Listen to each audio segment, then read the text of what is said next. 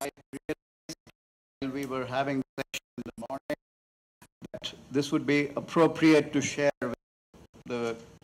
This is about how some practical solutions can be found to address challenges in healthcare access in slums and informal settlements. So I have organized this into 3 sections. I'll go over the first section very quickly. This is what Upendra was referring to. There are sharp disparities in urban India. On the one hand, we have the shining India, and on the other hand, we have 54% chronic undernutrition. And chronic undernutrition actually implies long-term deprivation, and is not likely to change very fast. So even though this data is 2005 data, it is very unlikely that it will change for the next 10 years. Another dimension, which is also a very important determinant of health, again from 2005 NFHS, shows how there is disparity across different cities in access to toilets. And we can see that Chennai is better, and Kolkata are better. Hyderabad is also a little better. Some cities are very bad. We also have this phenomena of unlisted slums, and this study from several cities showed us that a large portion of the population was living in unlisted slums. This study was conducted by our organization, which is Urban Health Resource Center. But interestingly enough, the Ministry of Statistics also conducts similar studies. And as you will notice at the bottom of the slide, the 65th round of NSSO also showed that 49% of slums in India were unlisted.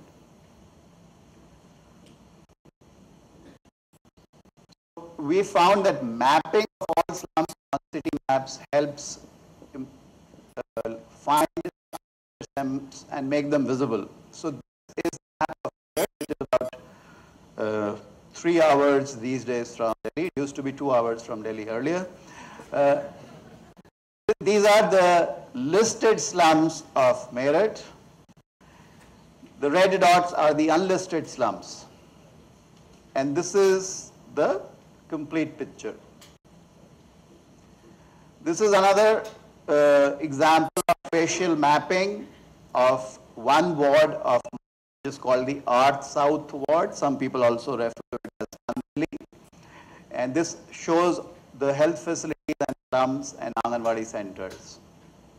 So the idea here is that spatial mapping, whether it is done through the high-tech GIS solution or it is done through a hand-drawn map, can help better show the situation in that particular city or part of a large city like Bangalore.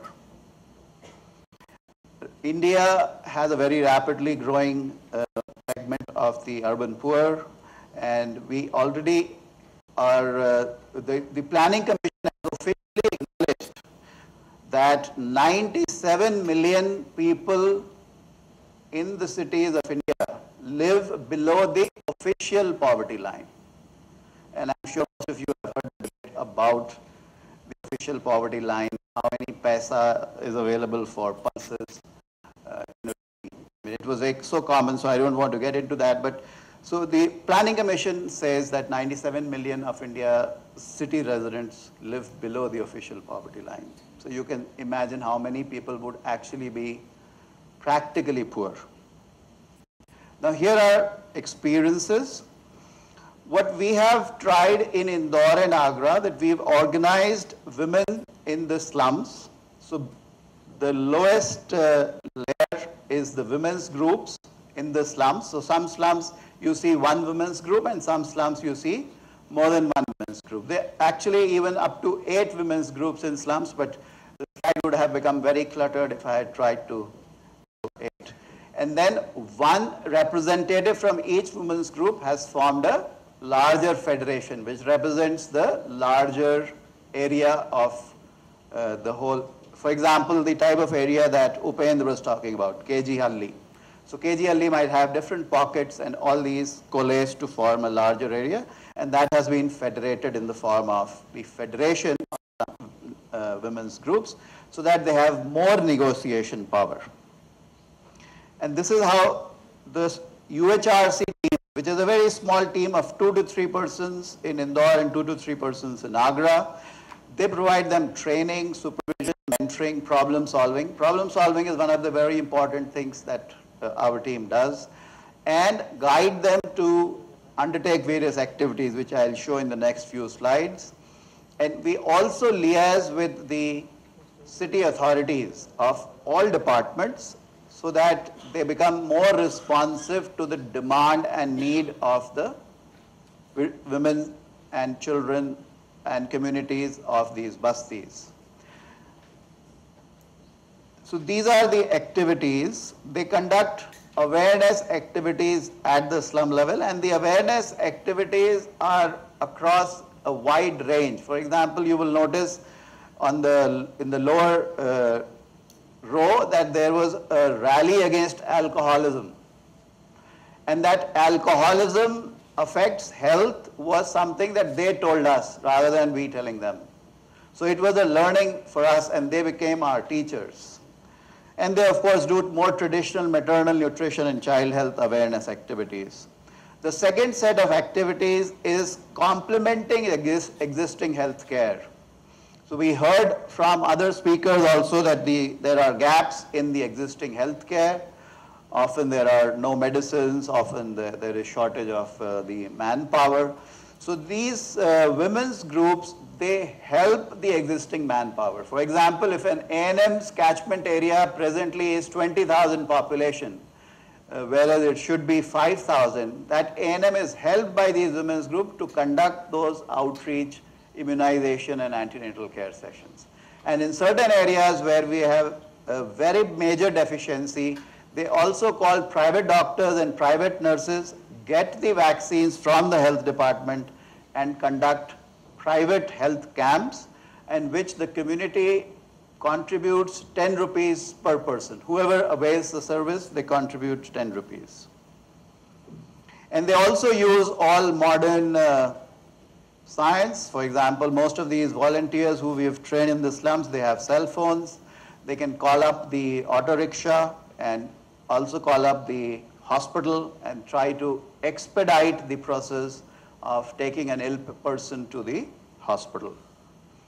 The third activity is negotiation through collective petitions. This is something we realize that we need to get started, because it's important for the disadvantaged community to itself become a powerful negotiator, rather than a civil society organization like ours playing that role. Slowly, maybe it will take another 5 years that they will be able to do this fairly independently, but these petitions actually go from the communities. They would write, as you see, their names, they will sign, and a few of them who have phone numbers, they will give their phone numbers. This was a petition for water supply in a slum in Agra, and on the right you see a positive response from the civic authority. Of course, it was not instant, because this slide gives the impression that there was one application sent and you immediately got a response. So that's not how it happened. There were several reminders, and you will see another picture. Sometimes they also have to wield bamboo sticks. So everything is done as the need is. This is another level of negotiation. You must have heard that there is this phenomena or system in India where the authorities hold public hearings. So the women go to the public hearings also. And I remember there was one public hearing in Indore where the person who was at the gate, the gatekeeper, he said that all these women will not be allowed in, only one person can go in.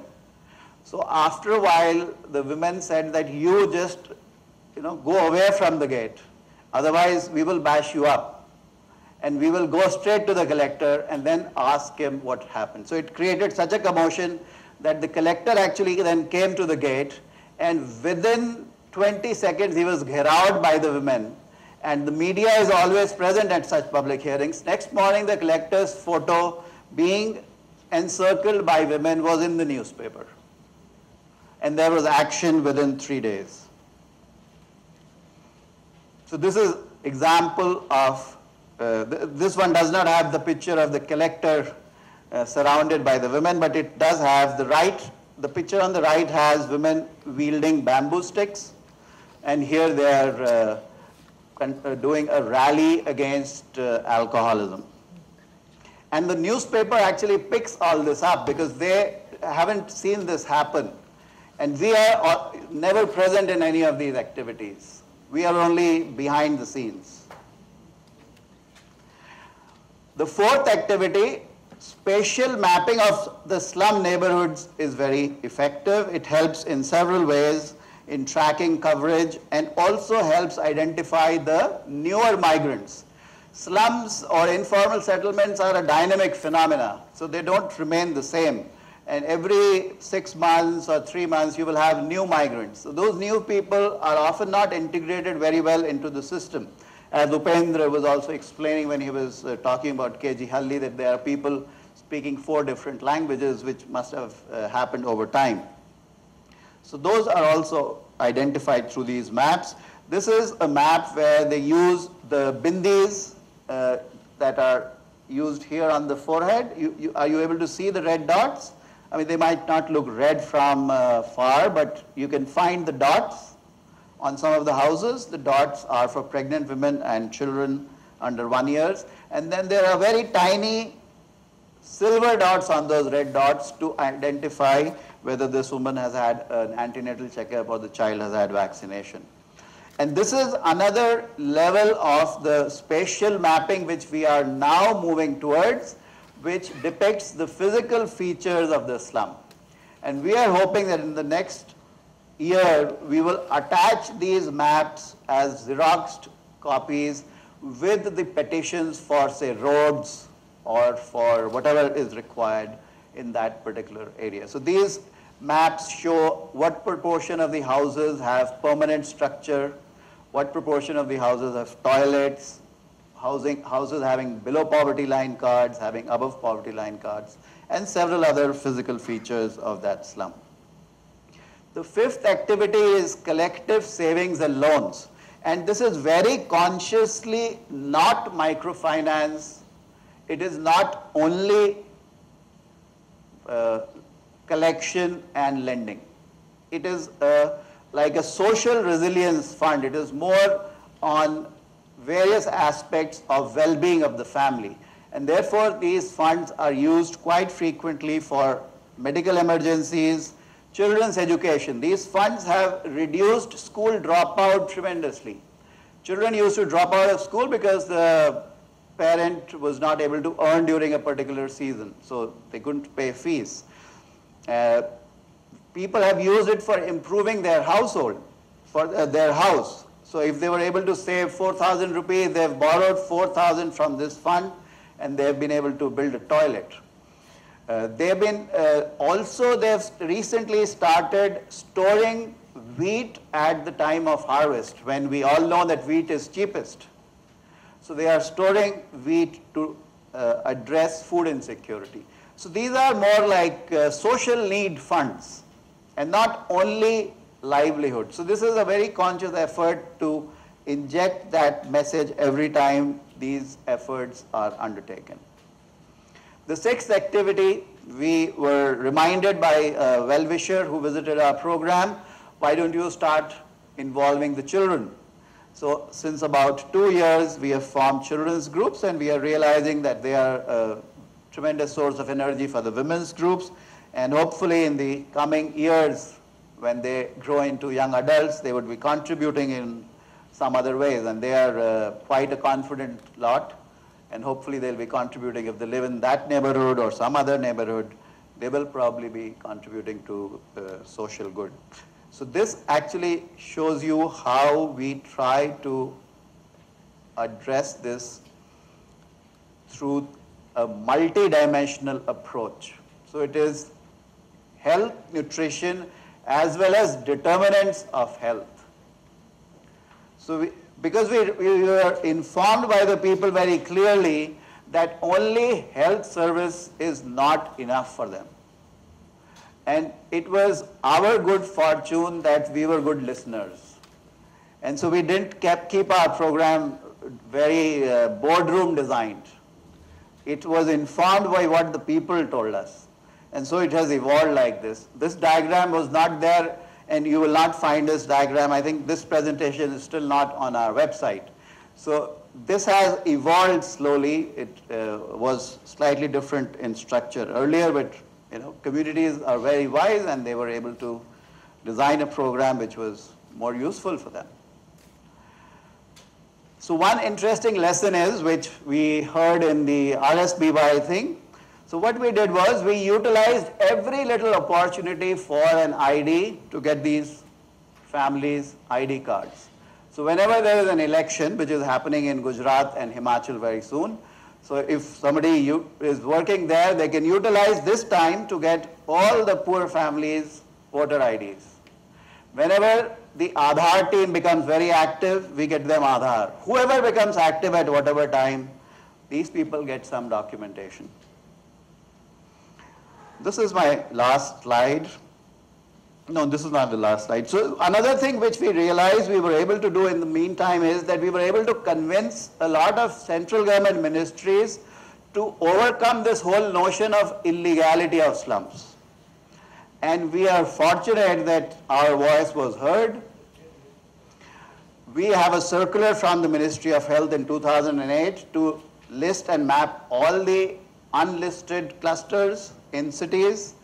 We have a mandate from the Ministry of Housing and Urban Poverty Alleviation, which was the most difficult, because that is the real issue where illegality lies, the whole issue of the land.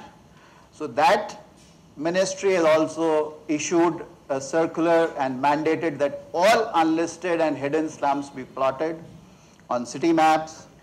We have the National Urban Health Mission, which has been, of course, announced and re-announced umpteen times. So that also has this description about the unlisted slums. And recently, most recently, the Ministry of Women and Child Development in March has also issued a circular. These are some improvements which have happened through those negotiations that we were talking. This is 2009, slightly improved situation, not a very dramatic improvement, but a slight improvement.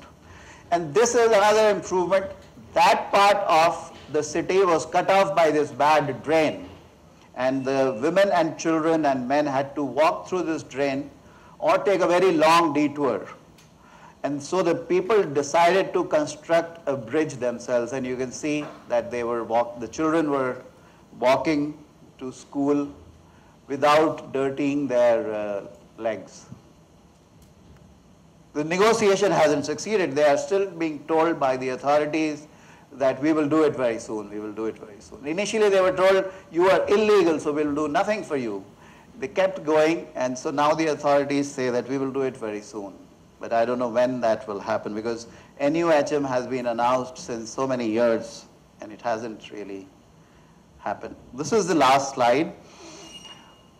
We have a group of researchers here. My feeling is that 50% of resources for all research should be for action that actually reduces health inequalities or improves universal access. A lot of work is done on just finding the problem. I would strongly advocate to researchers to spend 50% of the resources on actually implementing the solutions and finding how that solution gets implemented. And the action research should involve enablement of vulnerable communities. Because I think there is no doubt in anybody's mind that if you become more powerful, your ability to access healthcare will improve. Whichever way that is tried, whether it is diabetes or chronic disease or nutrition, whichever domain, maternal health. There are many good policies.